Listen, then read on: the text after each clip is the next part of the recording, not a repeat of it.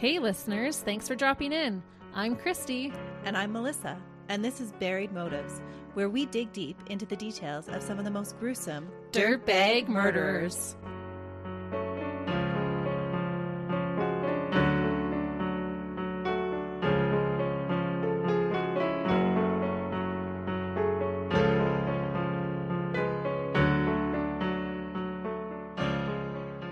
Hey listeners, Welcome back to Buried Motives. we're glad you're joining us this week We really are. to hear another one of Christy's exciting cases. Because you're taking us down under today, aren't you? I am, once Ooh. more. Our listeners have been growing in Australia, and we are grateful. They absolutely have. I'm actually quite pleasantly surprised how many listeners we have from Australia. And so to show our appreciation, I thought we could discuss one of their most harrowing serial killer cases of all time. Ooh, the backpack killer. No. Aw, dang. But hopefully I'll do it justice for our friends down under. Are you going to be breaking out the slang again? No. I was tempted. I'm dorky enough. If any of you want to go listen to Catherine Knight, I totally put in tons of Australian slang into that episode, and it was so fun. But in this one, I have only one slang Okay. that I put in there because it fit. I don't know anything about your case, Christy, so I don't even know how to segue into it. Well, I'll do that then for you. Outside of North America, we have the most listeners from this beautiful country. But unfortunately, there is nothing beautiful about our case today.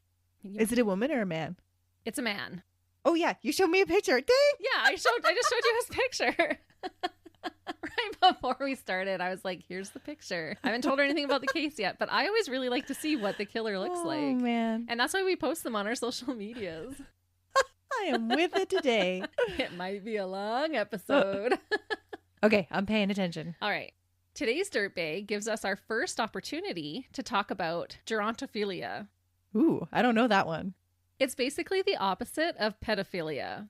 The murderer targets the elderly and has a sexual perversion towards them. Ooh. This type of serial killer is uncommon, which likely contributed to the wide media coverage that this case received. It's just hard to even fathom that someone would target the elderly in a sexually perverse way. Yeah, well, you do hear about those cases where workers in the nursing home will actually sexually abuse people with dementia That is true. because they can't tell on them. Mm-hmm. It is disturbing. It is, but it's very uncommon for a serial killer. Many refer to him as a coward since his victims are more vulnerable and not able to fight back as easily as maybe a younger victim could. And I agree with this, but research also suggests that there may be other reasoning behind him setting his sights on grannies. So did he have a thing for Granny when he was little? No, but police think that at the beginning. Okay. They do.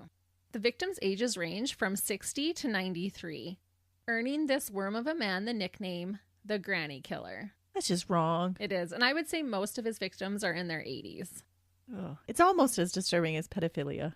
It really is, actually. As I really dug deep and got into this case and was writing out my show notes, it just became more and more disturbing the more and more I learned about it. And the ladies are the sweetest little ladies. They're Aw. amazing. Just those little grannies that want to take care of everybody. Yeah. And I couldn't help but think of my own grandmothers as I was writing out this case. Ooh, yeah. Yeah. No. Dirtbag already. I don't Yeah. even have to hear the case. Right? He totally is, because all these women were someone's grandma. Our dirtbag is John Wayne Glover. He was born on November 26, 1932, in Wolverhampton, England. His mother's name was Frida, but I didn't find any information regarding his father, just that his mother had divorced him when John was around 8 years old. One source I found said that John was born with a different middle name, but that he later changed it because of the famous actor John Wayne. He wanted to sound cooler, I guess. And I thought of the American serial killer John Wayne Gacy and decided that no one should ever name their child John Wayne again. No. Just don't do it. Sorry to all the John Waynes. That's right. These two guys have ruined it for you. And when I was researching this case, everything was coming up. John Wayne Gacy, John Wayne Gacy. But no, we're Oh. talking about John Wayne Glover. And so maybe he's not as well known. Not in North America, but he's super well known in Australia, from what I've heard. Frida was said to have had a bad history with different men during her lifetime. I thought that was the nicest way to put it. She had multiple boyfriends and husbands throughout John's life. Some of those boyfriends happened while married to her multiple husbands. Oh dear. She married 3 more times after divorcing John's father, and John reportedly resented his mother for her promiscuity. John was the oldest of his siblings and often had to babysit them so his mother could go out. Or she would bring them all with her and make them wait in the car while she visited strange men in night spots. Oh, not much of a role model. No, she was living her best life, I guess, and not really thinking about the consequences that it would have on her children. But definitely would skew your ideas about sex. Oh, absolutely. And it totally does. Because apparently, John once found extremely provocative photographs of his mom, Frida. Ew. And he would later pose some of his deceased victims in this manner, suggesting that his mother's actions had a significant impact on John. He was trying to relive her adventures? In a way, I guess finding those photographs really had an impact on him, and he just kind of would relive that. And it makes me think that his choice of victims is more than just being a spineless slug. It's not just about them not being able to fight back as easily. I think it's a classic case of a serial killer with mommy issues. Yeah, that's what it's sounding like. John's family were working class, and it wouldn't take long before John started to get in trouble with the law. John dropped out of school at age 14. And by 1947, he would get caught stealing things like handbags and clothing. He later said he started doing it to help out with the family finances. Oh, so this other case that I was researching for, one of the studies that it presented said that most sexual predators actually start with theft of women's items. Yeah. We've seen that in a lot of even the cases we've covered. Or voyeurism, I bet, too. They start somewhere. Eventually, John joined the British Army, but he was kicked out after 2 years when they discovered his criminal record. Around the age of 24 or 25, John decided to start a brand new life in Australia. He first moved to Melbourne and would end up getting his Australian citizenship. And I bet Australia wants their money back. Oh, for sure. John moved for a fresh start, but being in a new country with no job training, as a school dropout, it didn't take long for John to continue in his thieving ways. He reportedly moved with only his driver's license and 30 shillings in his pockets. What was he expecting to do with that? I don't know. He was just on an adventure. I tried to look up how much money that would have been now, but it doesn't look like British shillings are even used anymore. But if I do the math with what shillings are worth in other countries, he had less than $1 in his pocket at the time. That sounds crazy. Right? Your driver's license and $1. That's a good plan. Good plan with to fail. No training, nothing. Which is kind of exciting for a regular person, if you're not a dirtbag like him, to just start this brand new adventure. That sounds terrifying, actually. I think it sounds exciting. But unfortunately, what he does is terrifying once he gets to Australia. He was convicted on 2 counts of larceny in Victoria and theft-related charges in New South Wales. By 1962, his charges escalated to 2 counts of assault towards women, which included removing parts of women's clothing, in Melbourne, 2 counts of indecent assault, 1 count of assault causing bodily harm, and 4 more counts of larceny. He was sentenced to only a 3-year bond of good behavior, which is like a criminal being under parole in North America. That's really stepping up his criminal activity and really just sounds like a slap on the wrist. Absolutely. I totally agree. Because he's not just stealing handbags and clothing anymore. No. In 1965, he was caught breaking his bond and was jailed for a short time. His file at this jail had been noted by a police officer that John would probably become a serious sex offender. But regardless, John was released from jail, a free man to commit the horrors to come. So how did he get released if they already pegged him for a sexual offender? It was just one of the officers that worked there had noted in his file that he thought this man would become a sex offender. And he was right. He was right. But I bet you he didn't expect him to prey on the elderly. No, I don't think so. Isn't it sad, though, that we think like, oh, we can expect them that they would prey on children? Because that happens so much more common. Yeah, that is sad, right? Actually. In 1968, around the age of 35, John married the beautiful Gay Rolls.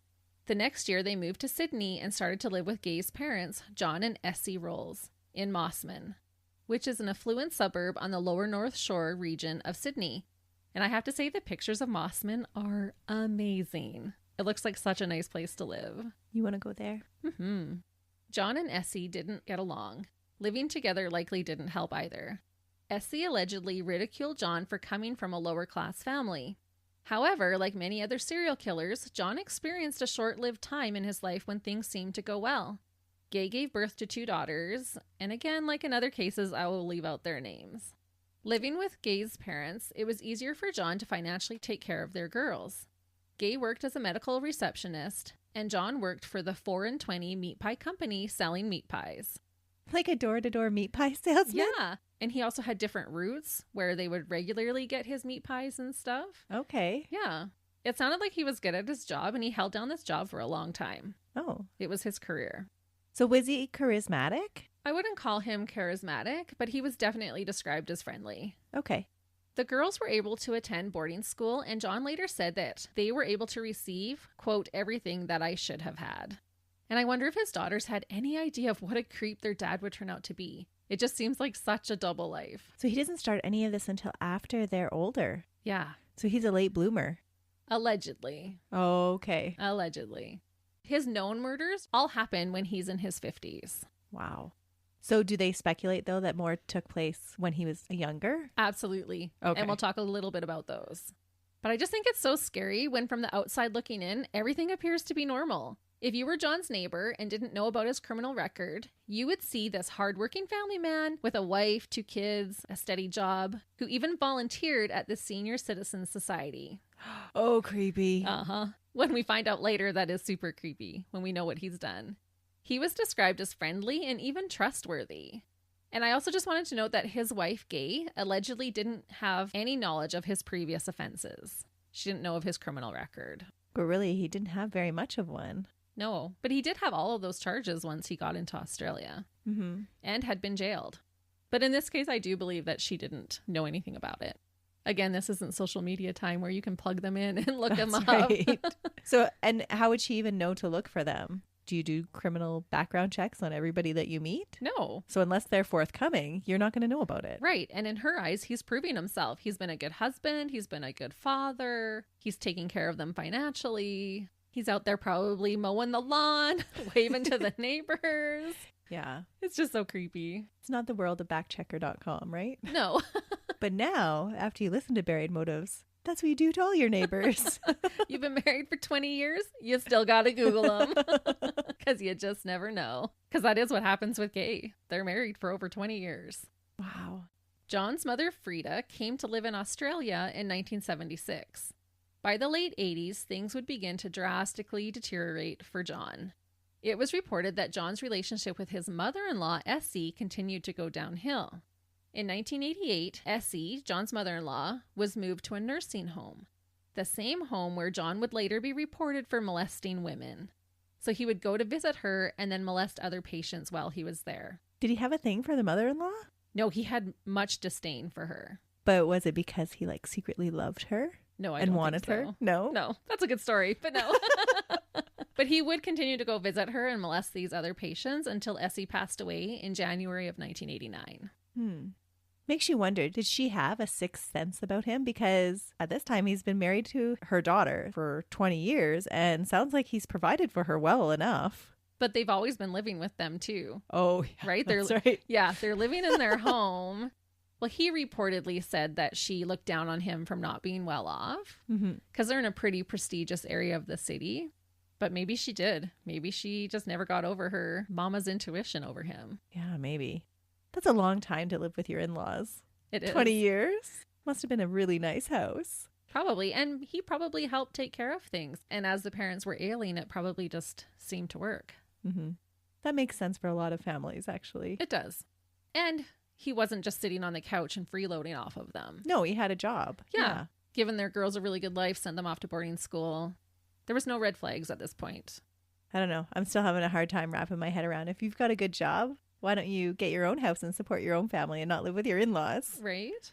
Yeah, I don't know the story behind that. But maybe that's our Canadian viewpoint, because that's normally what happens here. That's true. Where a lot of cultures, it doesn't. Yeah.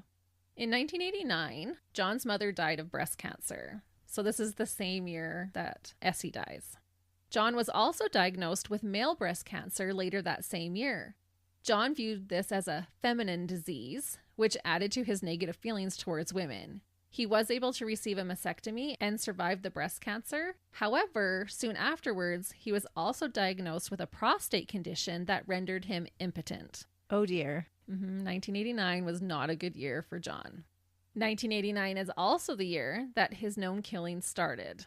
So all of these things may have been a trigger for him, but beginning your career as a serial killer, like we mentioned already, at the age of 56 is extremely rare, and John is suspected of more attacks and murders than what he is eventually convicted of. So like in Bruce McArthur, authorities believe that he likely started killing decades earlier. And some of his suspected victims date back to the early 1960s. Oh, wow. Which would be almost 30 years prior. Which would actually put him more in line with most serial killers. It would. Of starting in their 20s. Yeah. Perhaps with all these triggers, John may have escalated his murders and attacks. He would viciously murder 6 elderly women over the next 14 months and attack even more. That's a lot of women. So he could have been already murdering, but all these things maybe triggered him to escalate that. On January 11th, 1989, after the death of his mother, John spotted 84-year-old Margaret Todhunter walking on Hale Road in Mossman. He jumped out of his car and attacked the unsuspecting woman. He punched her in the face and took off with her purse. What? He stole $209 from her purse and went straight to the Mossman RSL Club, where he spent her money. And I believe the RSL Club is a club for veterans. RSL stands for Returned and Services League of Australia. Wow. I'm failing to understand his motive for this. Like, was he just trying to exert his power? Like, did he feel powerless in his world? I feel like he has a genuine hatred towards elderly women. But his mom wasn't elderly. His mom was at this point. Right, but if he started before, like in the pictures of his mom naked, they weren't of her when she was elderly. Right. And I do bring this up at the end. I kind of feel like, could it have been that his victims aged with his mother? Oh, okay. Yeah, I could see that. Yeah. Because some of the victims that they suspect him of were more like in their 60s. Like early on? Yeah, so would have been closer to his mom's age. Oh, so I don't know for sure. This is just me speculating, but Yeah. I kind of feel like that could have been a possibility. That makes sense then. Because one of his victims is eerily close looking to his own mother. And you said that the speculated killing didn't actually start until his mom died. Right. Huh. The same year. Yeah. And his mother-in-law died. Interesting. Yeah. And he had animosity towards both of these women. Mm-hmm. Police investigated the crime, but it was considered a mugging, and they had little hope for finding who was responsible, even though Margaret was able to give a fairly accurate description of her attacker. She survived, but authorities had no idea what was about to happen next. Almost 2 months later, on March 1st, John's next victim wouldn't be so lucky. John was leaving the RSL Club on Military Road and noticed 82-year-old Gwendolyn Mitchell Hill walking down the street. John walked to his car and grabbed out his hammer. He slung it through his belt and headed towards Gwendolyn. He followed her all the way to her apartment building on Military Road. And I couldn't help but thinking with all of these, it's just like he's hunting these women. He finds them, he grabs his weapon, and he follows them. Well, I'm just picturing these little tiny old women, like with their purse, shuffling along, just strolling in the day. Yeah, most of them have a walking stick or a cane. Dirtbag. Real dirtbag. The apartment had one of those entrance foyers, and when Gwendolyn tried to open the front door, John hit her on the back of her head with his hammer. And I don't know why, but I've said this before, hammer hittings just make me cringe. I just could not even imagine. It hurt so bad. Oh, it really would. Did he knock her out? Yeah, she fell to the ground, but John didn't stop there. He continued to smash her with the hammer, breaking several of her ribs. Once satisfied with his brute force, John grabbed the woman's purse and ran. He made off with a whopping $100. So him beating her, it sounds like he has to exert his power over these people. And maybe it was because he was powerless against his mom, and he was powerless to change his mother-in-law's attitude towards him or impression of him. True. Even after 20 years. Yeah, he was a young man. This was an older woman. He could have just grabbed her purse. Why did he have to beat her? He didn't. And why did he have to even sneak up behind her? Yeah. And so to me, that just sounds like he needs to feel that macho power over them. That's a good take on it. Yeah, I would agree. Because it's not really about the robbery either. No. Gwendolyn laid in a pool of her blood until 2 neighborhood boys found her laying on the ground. I read in one source that these poor boys knew Gwendolyn, which would make finding her even that much more traumatic. She was still alive when the boys found her. Good for her. Fighter. Police and ambulance were called to the scene, but sadly, Gwendolyn died before taken to the hospital. Unfortunately, there was no forensic evidence found because neighbors who thought that Gwendolyn had simply fallen had cleaned up the blood and washed down the crime scene before the police arrived. Oh, no. Mm-hmm. That's what you would expect. If you came across an elderly woman on the ground and there was blood, that she just like fell and hit her head. Yeah. Because there wouldn't be any blood from the hits to the rib or at all. Those would all be internal. Right. And clothed. So you wouldn't see them. It's unfortunate. That is. And maybe they cleaned it up too because the boys were there and they had found him and just let's clean up all this blood so it's not so scary. They were trying to do a good deed. Again, police thought this was a random mugging, except this one had led to murder. They had no way to connect this crime to the previous mugging, and there were no eyewitnesses to be found. But he's picking them up in the same area. He is. But this is just the second mugging. The first one survived. This is the first murder from it. And they're 2 months apart. I don't think I'm letting Granny out to go for a walk by herself anymore, though. No, and they will get to that point. Once they realize what's happening, there will be actually like mass hysteria. Soon after this attack, John attacked a man named Raymond Roper who was walking down the street. Authorities believe that John thought Raymond was actually a woman because of the hat and overcoat that he was wearing, and so this attack could have been accidental on John's part, because it's the only man he attacks. Okay. Again, around 2 months later, on May 9th, 1989, John Wayne Glover would strike once more. His victim would be Lady Winifreda Isabel Ashton. That's quite a nameful. And she was given that name because she was the widow of famous English-Australian Impressionist artist Sir John William Ashton. And so everyone called her Lady Ashton. Aw. All these women had the sweetest names and looked like the nicest grandmas you could find. And I thought, what a piece of dirt anyone would have to be to hunt and prey on these seasoned women. Lady Ashton was walking home from playing bingo wearing a red raincoat on Military Road towards Raglan Street when John noticed her walking towards him. John followed her to her nearby apartment. This time, he put on gloves and then hit her with his hammer. He pushed her to the ground and drug her into the apartment's garbage alcove. Lady Ashton was super tiny and recovering from lymph cancer. But John later admitted that the frail woman almost overtook him. What? She fought until the bitter end. Good for her. John said he literally had to fall on top of her to overpower her. And then he hit her head against the pavement until she fell unconscious. But John was not finished with Lady Ashton. Now that she couldn't fight back, John removed her pantyhose and strangled her last breaths out of her with them. He wrapped the pantyhose around her neck so tight that they cut through the skin and left fibers embedded in her neck. What? After she was dead, he neatly set her walking stick and shoes by her feet. He then grabbed her purse and fled the scene. And I hadn't actually put this in here, but he does this all the time where he puts the shoes on the walking stick neatly by the body. And a lot of people speculate that that's because of his military experience. That he had to be orderly? Yeah. John found $100 in Gwendolyn's purse and again went to blow his winnings at the RSL club in Mossman. While at the club, he made a comment to a staff member about how he hoped those sirens that they heard weren't because of another mugging gone wrong. Oh. My guess is that this added to his thrill to talk about it so casually, knowing full well that the sirens were because of him. And it wouldn't be the only time that he made comments like this one. He just wanted people to talk about him. Yeah, and probably just added to the thrill to see people's horror. Yeah. A post-mortem examination concluded that Lady Ashton was not sexually assaulted, even though her body had appeared to have been posed. The ligature mark around her neck was 9 centimeters long. She had multiple injuries on her face, bruising on her nose, temple, neck, and both eyes. She had bitten the inside of her mouth and had cuts on her cheeks. Lady Ashton was found by police, face down with blood around her head. She was still wearing her wedding ring, which made police believe that the motive was not truly robbery, and they started to think that these 3 offenses could have been committed by the same dirtbag. Oh, good police work. However, unfortunately, Oh, no. a psychiatrist's profile led police to believe that they were looking for a younger male attacker. Oh, because most attackers are not in their 50s. It's true, so it's an easy assumption for them to Yeah. make. But this would end up being an astronomical downfall for the investigation, essentially allowing John to fly under the radar quite easily.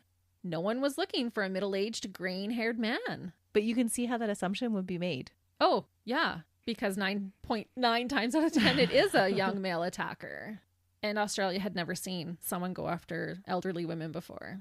Since most of the attacks occurred in the later afternoon, police first suspected a student and questioned males at the local high schools, because they would happen between like 3-4 o'clock in the afternoon. Why wasn't he at work? I think that's maybe when he was getting off of his shift. In the meantime, John freely proceeded to commit more attacks on elderly women, becoming more sexually aggressive in nature. Was the sexual motive there all the time and he was just suppressing it, do you think? I think so, because Okay. even his earlier charges, he had... Ripped off that woman's clothing. And, one was an indecent assault. So it was starting right from the beginning. He's just becoming more brazen and more brave. Well, you would, because you're committing all these crimes and not getting caught. No, and police are looking for a young male. Mm-hmm.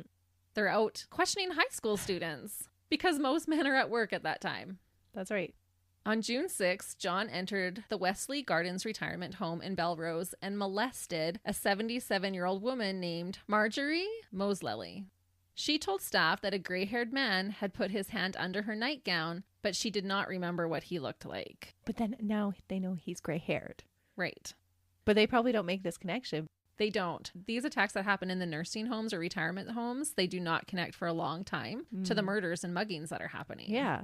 He's just on a rampage doing all these different kinds of deviant crimes. June 24th, he went to the Caroline Chisholm Nursing Home in Lane Cove and slid his hand up an elderly woman's patient's dress to touch her bum. He then went into the next room of the center and reached his hand into the front of the patient's nightgown and fondled her breasts. This woman screamed and staff came running, but John was allowed to leave after questioning. They caught him? Yeah, because she started to scream, so the staff ran in. And he was still in the room? Yeah, so they questioned him, but then let him leave. And there was no reports of anything being filed against him or any charges. So I wonder how he was able to discredit their claims. Yeah. Or they just didn't take it seriously? I don't know. Like, did the lady have dementia? Not that I heard in this account. Oh, why didn't they believe her then? I don't know. Do you think that it's just so uncommon that they just couldn't wrap their minds around? Why would this younger man be trying to fondle this elderly patient? Yeah, 2 of them. Yeah. And maybe he said, oh, I saw some other guy just run out and I came in when I heard her scream. Like, he could have told any kind of lie. But he got away with it. John assaulted an elderly woman named Euphemie or Effie Carney on August 8th on a street in Linfield. She was able to give a description of John. He pretended to be a doctor on October 6th at the Wybenia Nursing Home in Neutral Bay and reached his hand up the dress of a patient named Phyllis McNeil. She was blind, and so she could not identify her attacker. John left the building when she started to scream for help. That is just awful. Isn't it? On October 18th, John would return to violence during his attack on 86-year-old Doris Cox. Doris was a widow with dementia. John followed her to her retirement home on Spit Road in Mossman. When she entered a stairwell at the front of the home, John viciously slammed her face into a brick wall. She fell to the ground and John fled. Because of her dementia, she was unable to correctly describe her attacker. She thought she was attacked by a young man, possibly on a skateboard. Oh, no. She helped police with a sketch, but it definitely did not look like John. And I have to say, I saw the photos of this woman's face after her attack, and they are shocking. That would hurt so much. A brick wall? Yeah, her face was just black and blue. Again, it doesn't seem to have any motive other than power. What is he trying to accomplish? Yeah, he just has this rage towards these women. And you won't believe what I'm going to tell you next. Neighbors cleaned the crime scene before the police arrived. Because they probably thought she had fallen again. They did. They thought she had fallen and fell face first into the wall. Oh, man. They were, again, just trying to be helpful. But can you imagine how frustrating this would be for the police to show up to a second attack and the crime scene has been cleaned up? I've decided I'm no longer going to be a helpful citizen anymore. No cleaning up blood. Yeah, just don't clean up the crime scenes. Yeah. Until you know it's not suspicious. So if you walk in my house and I've fallen down the stairs, don't clean up any blood until you know. A couple of weeks later, on November 2nd, John came across 78-year-old Dorothy Bank. She was a resident at Lane Cove, which is about 10 kilometers away from Mossman. John approached her and offered to carry her shopping bags for her. When they got to her house, she invited John in for a cup of tea as a way to thank him. He respectfully declined. What? Yeah, that's exactly what I wrote. What? Who knows why he did this random act of kindness? He did not harm this woman. He literally helped her carry her groceries into her house. But maybe because she acknowledged his help. He didn't even give the other women the chance to acknowledge their help. It's true. He attacked them from behind. But he saw her carrying her groceries and was just like, oh, ma'am, let me help you. Wow. Thank you, young man. You're so sweet and kind. Would you like a cup of tea? Does he have multiple personality disorder? No. Oh, man. But I'm not sure why. And I thought I'm going to put this in here because it's so random. Doesn't make any sense. No, it's off character for him. But as John was leaving Dorothy's house, he spotted his next murder victim. What? And it wasn't that he saw this other lady first. It was as he was leaving. He'd already turned down the cup of tea. He sees his next victim. His next victim was 85-year-old Margaret Pahud. She was a widow and was also on her way home from grocery shopping. Is he going to carry her bags for her too? No. That's what's just so weird about that. I'm not sure why. Well, yeah. What was the distinction between the two women? Why did one get help and the other one got, I'm assuming, a beating? The only thing that I can think of is that Margaret's looks were strikingly similar to John's mother, Frida. Oh, She's the one that okay. looks so much like her. John struck her on the back of the head and then continued to hit her on the side of her head after she fell down. The coroner stated that Margaret sustained such significant skull fractures that she likely died almost immediately. And I wonder if her attack was so forceful because she looked so much like his mother. A lot of pent-up rage. Yeah. And she would be the perfect proxy for him to take that out on. And this is after his mother has died. Right. Mm-hmm. Again, he set her cane and shoes neatly by the body and took her purse. A young girl found Dorothy's body. At first, she thought it was just a pile of clothes left on the road. And I thought, what a grim realization she must have had to find out that it was a body. Oh. Unfortunately, her neighbors also assumed she had fallen and proceeded to clean up the crime scene, destroying evidence. What? Yup. How many times does this happen in this one? Is the third time now. And all I gotta say is Australians are even nicer than Canadians. We're known for being nice, but Australia, you're being really nice here, cleaning up other people's blood. Yeah. Australians are so great. Yeah. John took the $300 he found in Dorothy's purse and again headed to the RSL Club in Mossman. Her purse was later found in a drain at a nearby golf course. So he emptied it out and just got rid of it. The very next day, not even 24 hours later, John struck again. He is escalating. He's out of control. Olive Cleveland, an 81-year-old woman, would be his next kill. She was sitting on a bench outside of the Wesley Gardens Retirement Village in Belrose. John came up to her and tried to strike up a conversation. Olive started to walk away from John, and I wonder if she had heard about the crazed granny killer and was a little nervous. Yeah, I bet you they were all on edge now. They were. She lived in the retirement center and was walking back towards it. So I think she was like, this does not feel comfortable. I'm going to go back to where more people are. He's probably putting off huge creeper vibes. Yeah, because he is a huge creeper. John grabbed her from behind and forced her into a secluded area. He punched her and rammed her head into the concrete multiple times. He continued with his MO by removing her pantyhose and strangling Olive with them. He left her walking stick and shoes neatly by the body and then took off with $60 from her purse. There were no eyewitnesses, and once again, the crime scene was washed down before police could gather evidence. No. I know when I read this, I was like, no, not really. Because sometimes you might find information that gets kind of cross-referenced between crime scenes, but it sounds like all of these ones were getting washed up. There's no way they thought she had fallen again. Like, this one is an obvious crime scene with the nylons wrapped around her neck. The other ones all appeared like falls. Yeah, you're right. It's crazy. It's just really unfortunate that these crime scenes keep getting cleaned up. It really is, because it probably could have prevented so many more crimes from happening had he just been caught earlier. Right. However, the only good thing about this one is that police finally decided to forget their original profile that they had received about the attacker being a young male and began to focus on the gray-haired man who had been described by some of the victims. They're like, we're not getting anywhere with this young attacker. Maybe it was this older man. Good for them. It's about time. Amen to that. 3 weeks later, on November 23rd, 1989, John found his fifth murder victim. He followed 93-year-old Muriel Faulkner to her home in Mossman.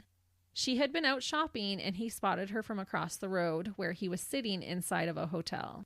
Before following her home, he went to his vehicle and took out his gloves and hammer. He had this down to a science now and just reacted spontaneously whenever he saw a lady who sparked his killer interest. Muriel was partially deaf and blind, and so she didn't notice John standing right behind her as she opened the door to her home. John reached around and put his hand over her mouth and then hit her on the head and neck until she fell to the floor.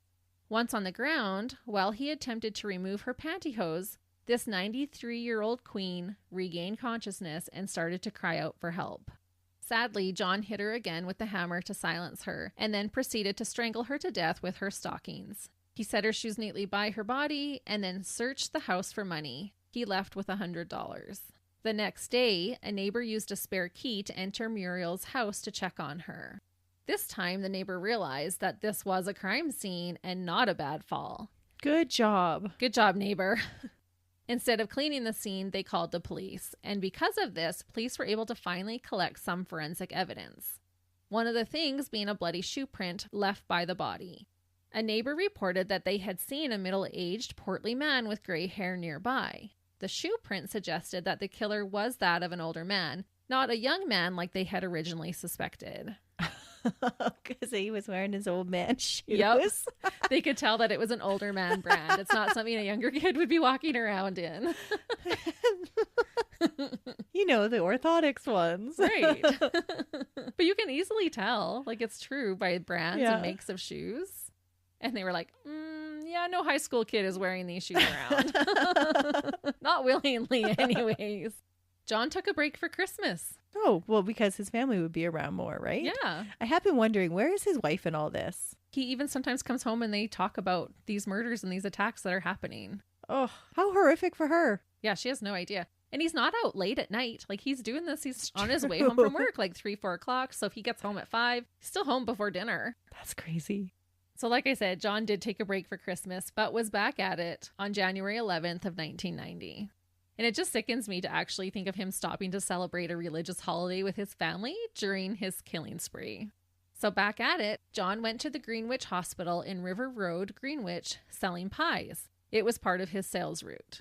While there, wearing his work uniform, he molested another elderly woman. Daisy Roberts was 82 and an advanced cancer patient in the palliative care unit. John asked her if she was losing body heat and then proceeded to raise her gown and grope her. Daisy thankfully pressed an alarm button and called for help, making John leave. A nurse had run in and confronted John, but he did get away. But not before she was able to run out and get his license plate number. Good for her.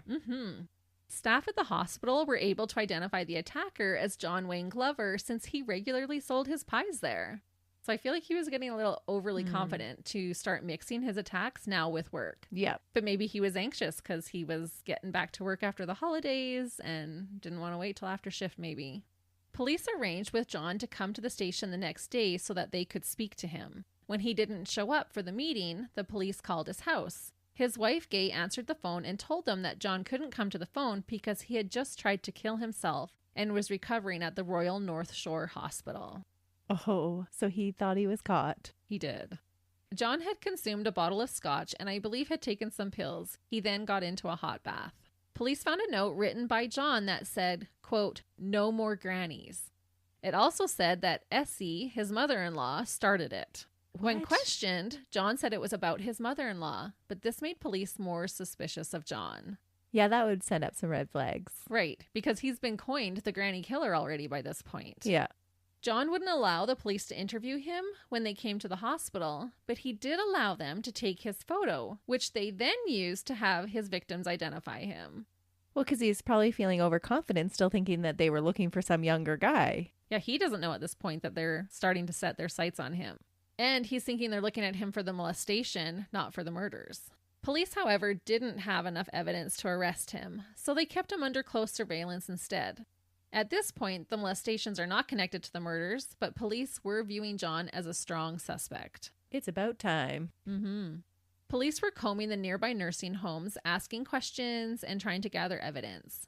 Their cover was almost blown when they interviewed a staff member at a nursing home who just so happened to be Gay Glover, John's wife. Oh no. She was working there, and I guess she had figured out who they were talking about. She's like, "Are you talking about John Glover?" But they were able to convince her that he wasn't a suspect in the granny killings, even though he was. Oh. And so did they use information she turned in to them? It didn't sound like she incriminated him. Okay. But she doesn't think he is this at this time either. Yeah. But wouldn't you start to put 2 and 2 together then? Wouldn't that seed of doubt be planted? Maybe. It would just be starting at this point because this is the first interaction with the Right. law.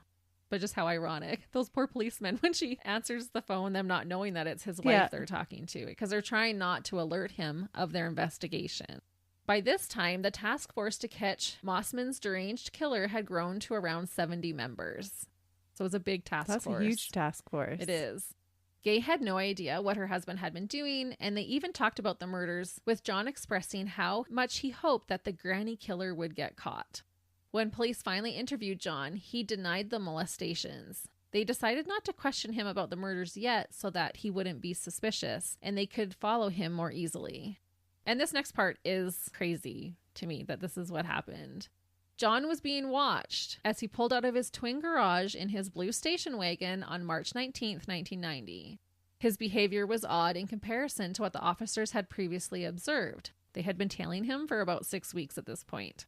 He was wearing his sunnies, even though it was cloudy, and was driving erratically. And What the heck are sunnies? That's your Australian slang word. Sunnies means sunglasses. Oh, okay.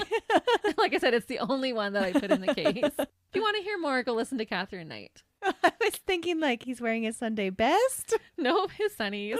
And I love that. I'm going to start calling my sunglasses my sunnies. He would speed up and slow down and drove around aimlessly for about an hour. He ended up stopping at a liquor store and made a purchase. He has to know that they're tailing him. I don't think he does because of what he proceeds to do. But my question is, how are the police not thinking something is up? They've been following him for 6 weeks and he starts acting all weird. Yeah. And they know he made a purchase because he went into the store and he came out with a brown bag.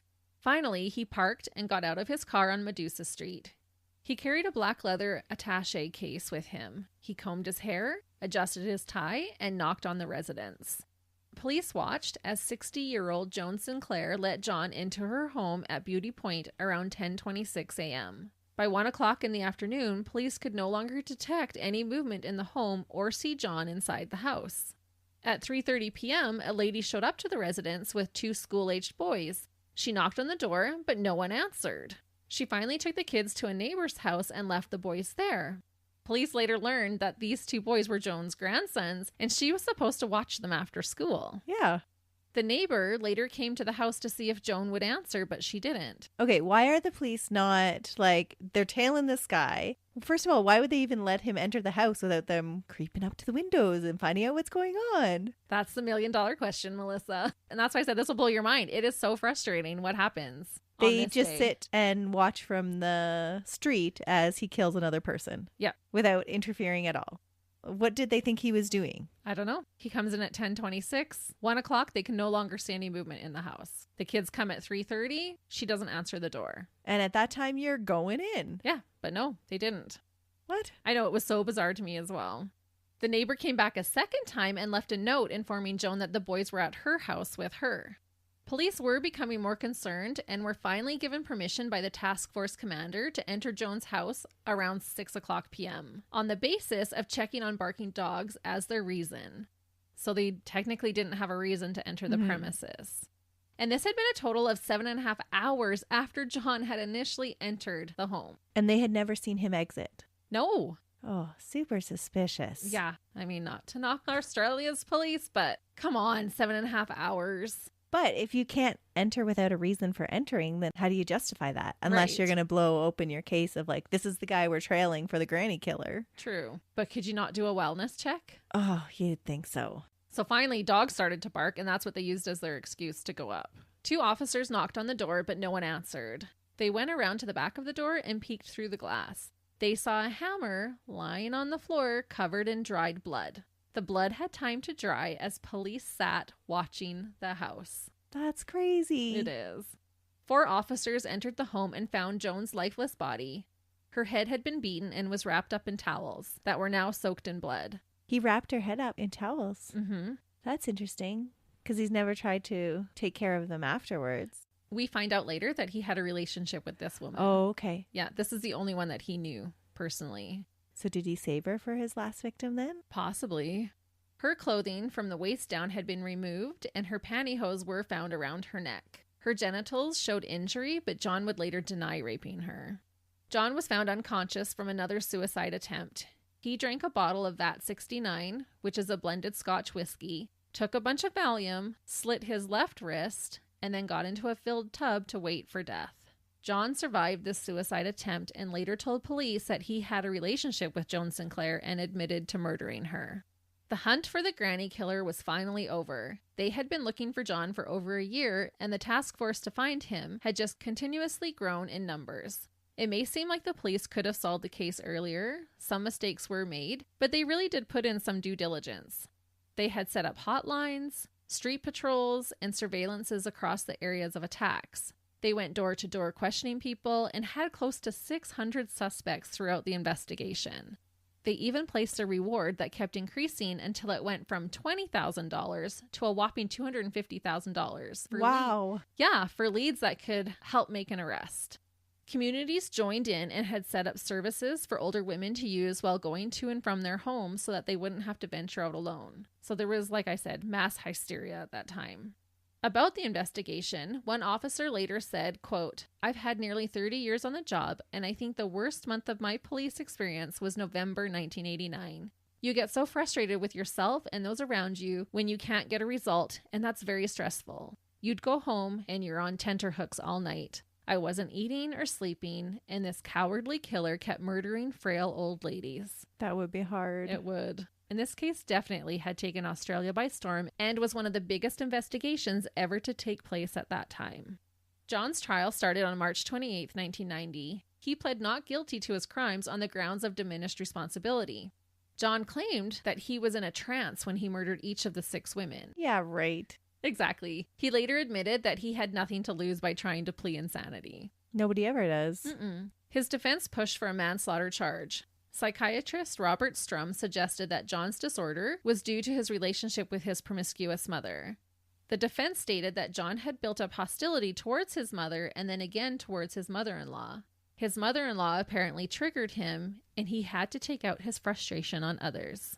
Another psychiatrist, John Shand, claimed that John had a severe personality disorder and had, quote, probably carried out more offenses than he had ever been charged with. See, I did call it personality disorder. Yep. On the other side of this, forensic psychiatrist Rod Milton said that John knew exactly what he was doing. He had arranged the victim's clothing after each murder so that when someone discovered the bodies, they would be able to see right up their dresses. He did that? He did. This is posing like those photographs that he had found of his mother. And just what a degrading thing to do for these older women, who especially at that time, modesty would have been a very important thing. Yeah. Rod Milton said, quote, "He enjoys this because he is still expending energy and the murder is not complete until he carries out his sexual experience or examination." John had also planned each time how to spend the victim's money and carefully cleaned his murder weapon, the hammer, with acid after each kill. He was able to choose when to attack and carefully covered his tracks. The murders were opportunistic, but the risks at the time were not overwhelming. And I thought him choosing to not murder that one lady who he carried her groceries and then murder the next did show that he had the ability to choose. Yeah, it really did. Because otherwise, if he couldn't control himself, then he would have had to kill that woman as well. I don't believe he's crazy. No, I don't either. The prosecution psychiatrist said that John was a psychopath who was, quote, an angered, retaliatory type predator. He said that John killed because he enjoyed it and had a hatred towards women. Killing women gave him gratification, anticipated pleasures, and gave him pleasure to express anger. He also spoke about his twisted relationship with his mother, suggesting that John was jealous of the attention his mother gave so many other men while he was growing up. Oh, that's an interesting theory. It is. So he wanted to be a mama's boy. And was not. He had to watch his siblings so she could go out, or he had to wait in the car. Justice James Wood felt that John was extremely violent and dangerous. He said, quote, "I have no alternative other than to impose the maximum available sentence, which means that the prisoner will be required to spend the remainder of his natural life in jail.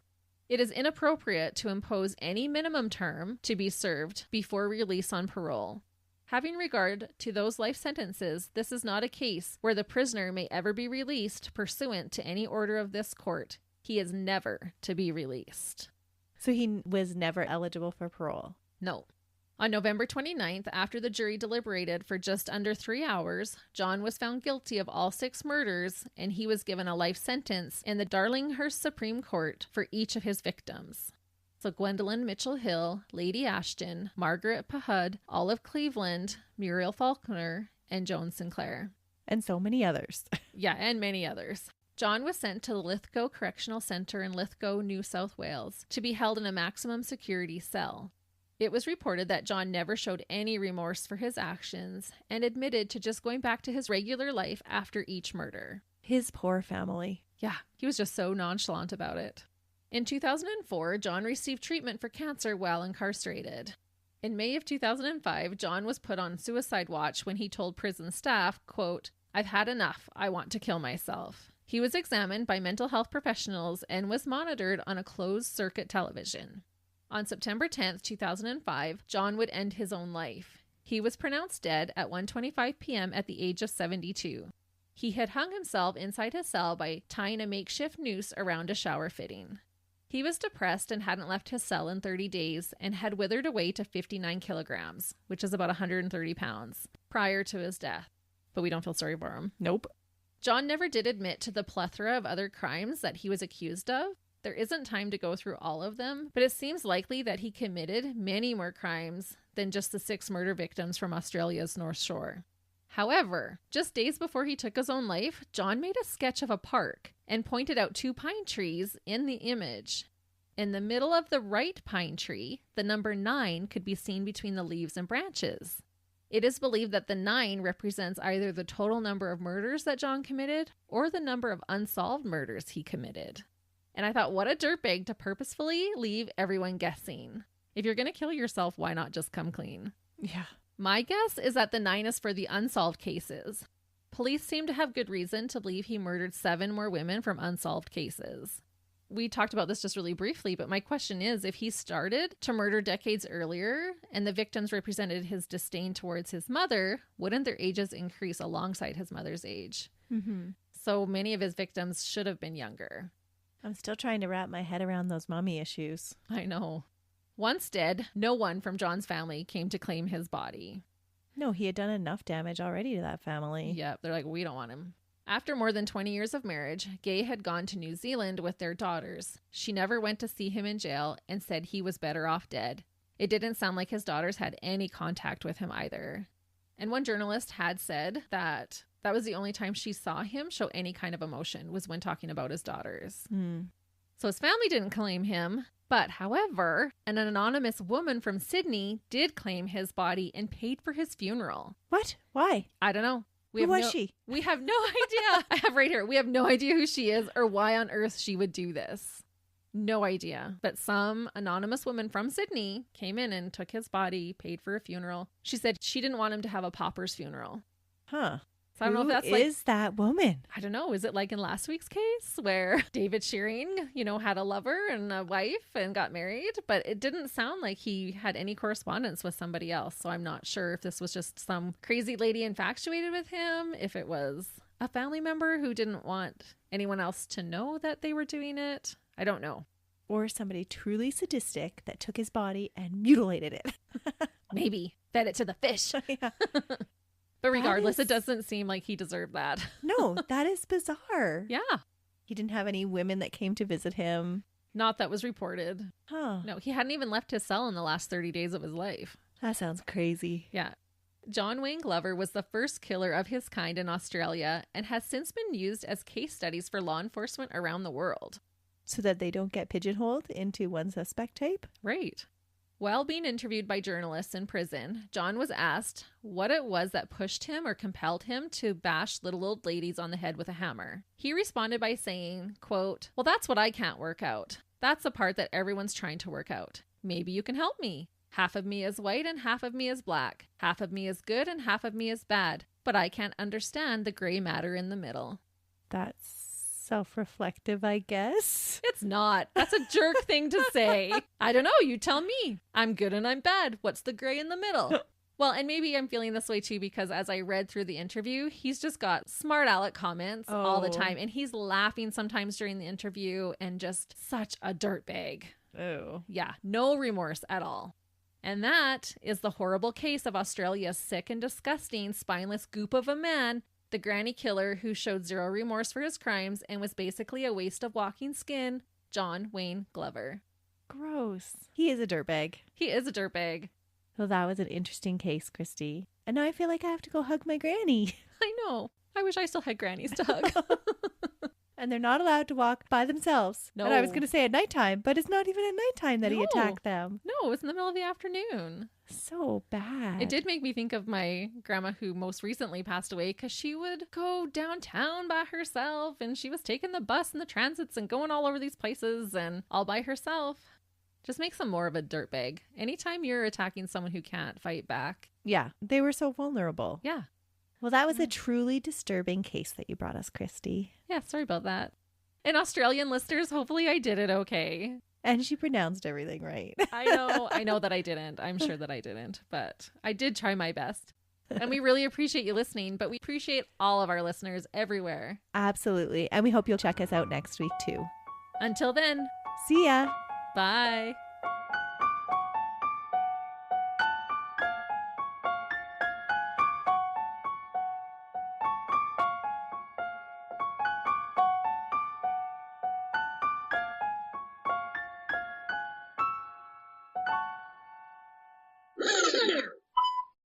And that, ladies and gentlemen, is why we test. Could you imagine if we did the whole thing? No. Oh, man. What a nightmare. Gerontophilia. Yeah. Today, gerontophilia. I'm going to keep saying it. Gerontophilia. Gerontophilia. Well, I'm sure there must be some John Waynes that are okay. By 1962, he was sentenced to only totally. That's really stepping up his criminal. That's really So was his sexual motivation? Motive? Yes. Whose stomach is that now? Is that yours or is that mine? I think that was yours.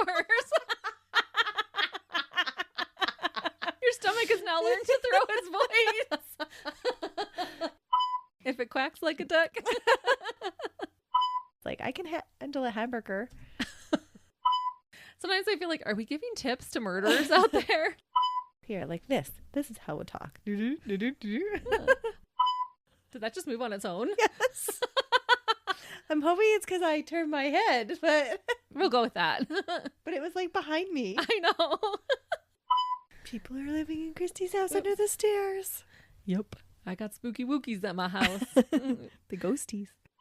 See ya.